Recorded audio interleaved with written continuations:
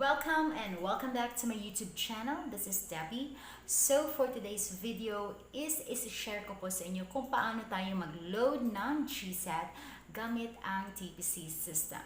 So I do have a previous video on how to load GSAT, and on that video nakafocus lang siya sa GPINOY box. So for today, I made this video an updated one on how to load GSAT gamit ang TPC and on how to identify if it is GPINOY or GSAT HD unit. So, continue watching this video, and if this video is makatulong sa inyo at the end of this, please hit on the subscribe button and click on the notification bell so that you will be notified on my next upload.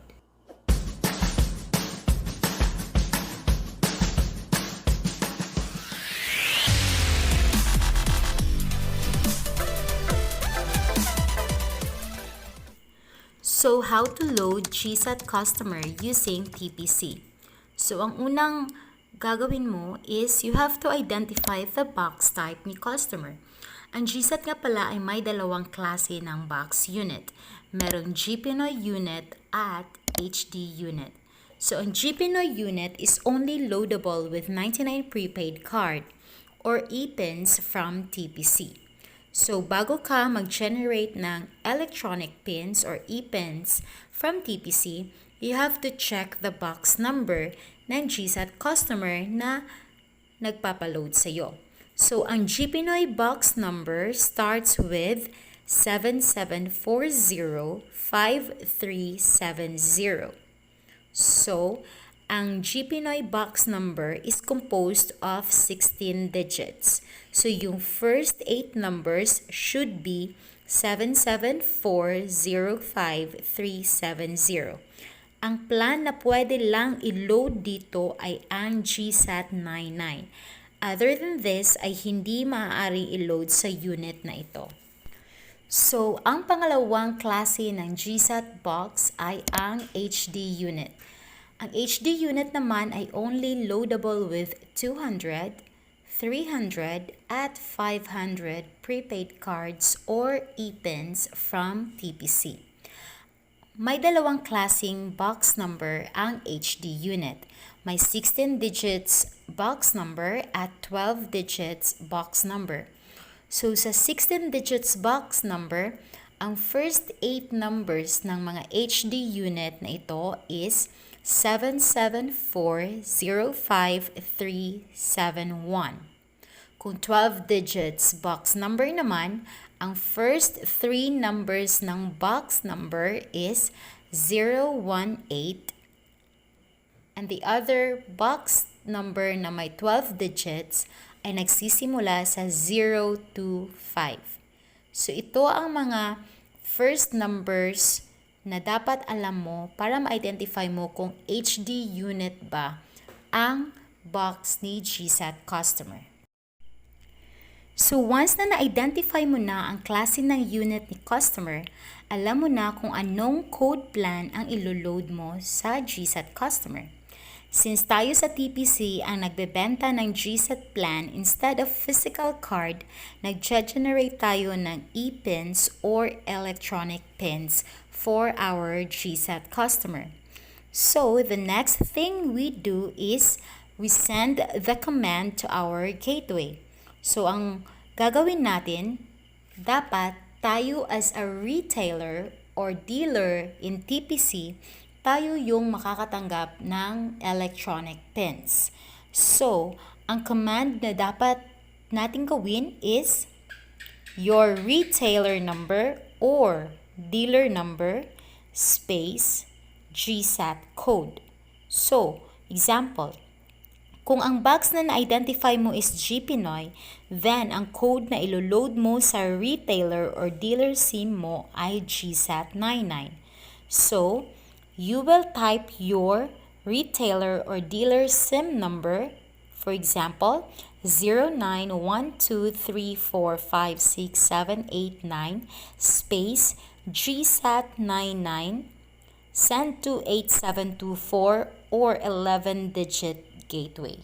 So, ikaw na retailer or dealer ang makakatanggap ng PIN with instruction on how to register the e-PIN to the box number of your GSAT customer. So, the next thing you do is follow the instruction on the text message na natanggap mo. Upon registration, may option ka na ibigay kay customer ang PIN at siya na ang mag-register sa box nila or ikaw na mismo ang mag-register sa PIN dun sa box number ni customer. Kung ikaw ang mag-register, please take note na magkaiba ang registration format ng GPINOY unit at HD unit. If GPINOY unit ang luludan mo, ganito ang pag-register. GPINOY space box number space PIN and send to GSAT gateway. Kapag HD unit naman, ang itatype mo is GSAT space box number space PIN send to GSAT gateway. So, makikita nyo sa screen ang mga gateway ng GSAT na pwede nyong pag-sendan ng inyong registration.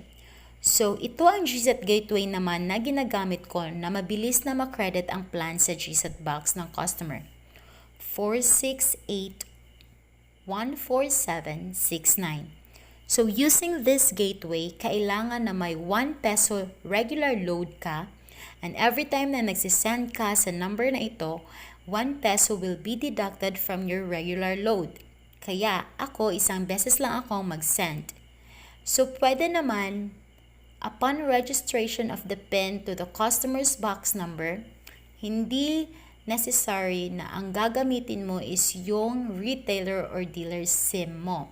Kung may iba kang phone na may regular load, pwede dun mo isend or dun ka mag-process ng registration sa PIN to the box number of the customer. As per experience, sa 1 year kong paglo-load ng GSAT, minsan lang talaga mag-reply ang GSAT company kung successfully loaded na ba ang PIN. So tanong, kung ganon, paano natin malalaman na pumasok na successfully ang plan sa box number ni customer?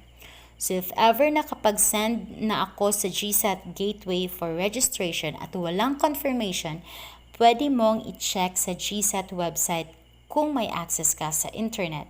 So ito ang GSAT website, www.gsat.asia.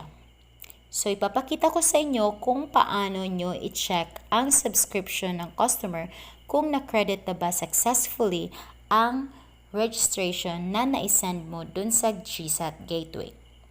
So pwede rin dito sa website ng GSAT is dun mo ipaprocess ang pag-load ng PIN sa customer's box. So, continue watching para alam mo kung paano mag-check ng subscription using the GSAT website.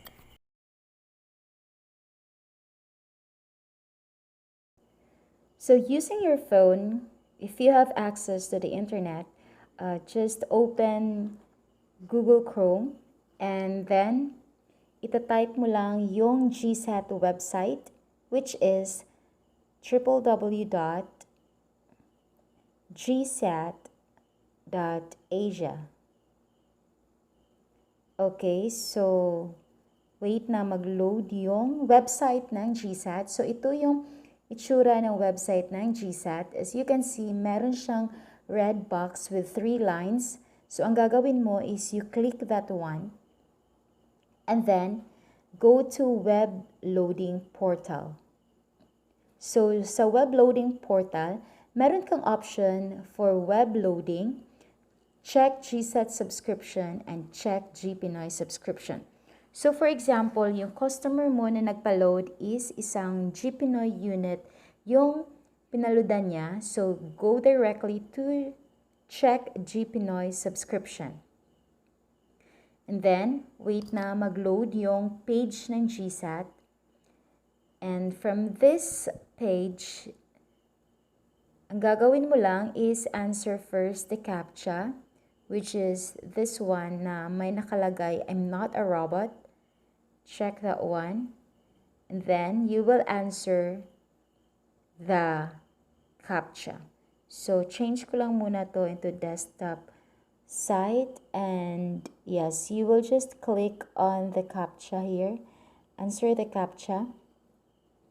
Okay, so let's select all the crosswalks. And then, once na ma-check mark yan, just directly enter the box number ng customer para ma-check mo kung nakapasok nga ba or na-update nga ba yung box ni customer. So, ipagpalagay natin na isang GPINOY unit box ang pinaloadan ni customer.